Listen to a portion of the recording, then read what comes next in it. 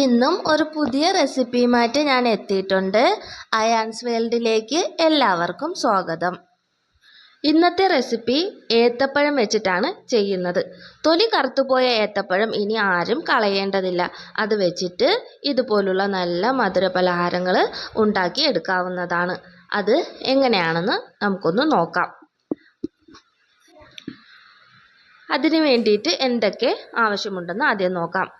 അതിലേക്കായിട്ട് ഞാൻ 2 ഏത്തപ്പഴം എടുത്തിട്ടുണ്ട്. അത് നന്നായിട്ട് പഴുത്തതാണ്. അതിൻ്റെ കൂടെ ഒരു പാളയംകോടൻ പഴം കൂടി എടുത്തിട്ടുണ്ട്. പാളയംകോടൻ പഴം വേണമെന്നില്ല, എൻ്റെ കയ്യിൽ ഉണ്ടായിരുന്നത് കൊണ്ട് ഞാൻ അതും കൂടി എടുത്തതേ ഉള്ളൂ. ഇത് രണ്ടും കൂടി ചെറുതായിട്ടൊന്ന് കട്ട് ചെയ്ത് എടുക്കണം. കട്ട് ചെയ്ത ഏത്തപ്പഴം ഒരു മിക്സിയുടെ ജാറിലേക്ക് മാറ്റി നന്നായിട്ടൊന്ന് അരച്ചെടുക്കണം. ഏത്തപ്പഴം ഞാൻ ഇതുപോലെ അരച്ചെടുത്തിട്ടുണ്ട്.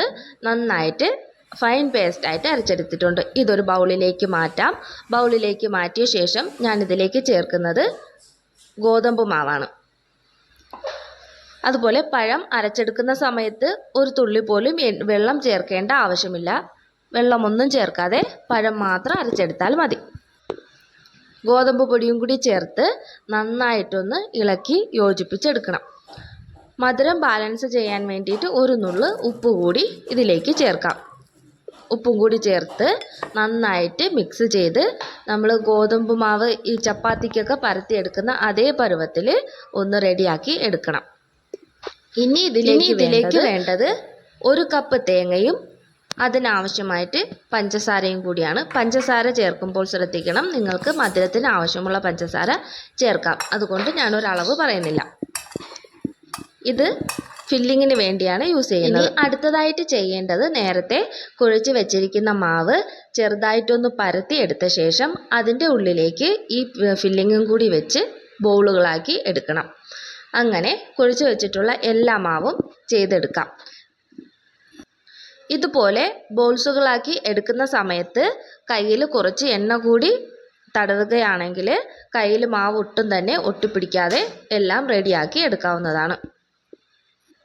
ഈ തേങ്ങയുടെ ഫില്ലിങ്ങിൽ പഞ്ചസാരയ്ക്ക് പകരം ശർക്കര ഇഷ്ടമുള്ളവർക്ക് ശർക്കരയും ചേർക്കാം. അതുപോലെ തന്നെ ഏലക്ക പൊടിച്ചതും കൂടി ചേർത്താൽ കുറച്ചും കൂടി ടേസ്റ്റ് കൂടും. ഞാൻ എല്ലാം തന്നെ അതുപോലെ റെഡിയാക്കി എടുത്തിട്ടുണ്ട്. 2 ഏത്തപ്പഴവും ഒരു പാളയംകോടൻ പഴവും കൂടി ചേർത്തപ്പോൾ എനിക്ക് ഇത്രയാണ് കിട്ടിയത്.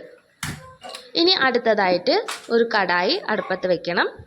അതിലേക്ക് ഒരു 2-3 ഗ്ലാസ് പാലൊഴിക്കാം. ഞാനൊരു 2.5 ഗ്ലാസ് പാലാണ് എടുത്തിട്ടുള്ളത്. ഇനി പാലൊന്ന് നന്നായിട്ട് തിളയ്ക്കാൻ വേണ്ടി വെയിറ്റ് ചെയ്യും. ചെറുതായിട്ട് ഒതുക്കി കൊടുക്കുന്നത് നന്നായിരിക്കും. അതിനുശേഷം ഇതിലേക്ക് പാലിൽ ആവശ്യമായിട്ടുള്ള പഞ്ചസാര ചേർത്ത് കൊടുക്കാം. പഞ്ചസാര കൂടി ചേർത്ത ശേഷം നന്നായിട്ടൊന്ന് ഇളക്കി യോജിപ്പിക്കണം. പഞ്ചസാര കട്ട പിടിച്ച് കിടക്കാതെ നന്നായിട്ട് പാലിലേക്ക് അലിഞ്ഞു ചേരത്തക്ക വിധത്തിൽ ഇളക്കി കൊടുക്കണം. അതിനുശേഷം നേരത്തെ റെഡിയാക്കി വെച്ചിട്ടുള്ള ബോൾസുകളെല്ലാം പാലിലേക്ക് ഇട്ട് കൊടുക്കാം. ബോൾസ് എല്ലാം ഇട്ട ശേഷം ഇതെല്ലാം കൂടി തമ്മിൽ ഒട്ടിപ്പിടിക്കുന്നുണ്ടോയെന്ന് നോക്കാം. ഒട്ടിപ്പിടിക്കാതെ ഒന്ന് ചെറുതായിട്ടൊന്ന് ഇളക്കി കൊടുക്കാം. ഒരുപാടിട്ട് ഇളക്കേണ്ട ആവശ്യമില്ല, ബോൾസുകളെല്ലാം പൊട്ടിപ്പോവും. ഇനി ഇതിലേക്ക് ഞാൻ ചേർക്കുന്നത് ഒരു 4 ഏലക്ക പൊടിച്ച് ചേർക്കുന്നുണ്ട്. ഏലക്കായും കൂടി ചേർത്ത് കഴിഞ്ഞാൽ ഇതിലേക്ക് 1 സ്പൂണ് കോൺഫ്ലോർ കുറച്ച് വെള്ളത്തിൽ യോജിപ്പിച്ച് ചേർക്കാം. അത് ഈ പാല് നല്ല തിക്കായിട്ട് വരാൻ വേണ്ടിയിട്ടാണ് ചേർക്കുന്നത്, അല്ലെങ്കിൽ നല്ല ലൂസായിട്ട് പോവും.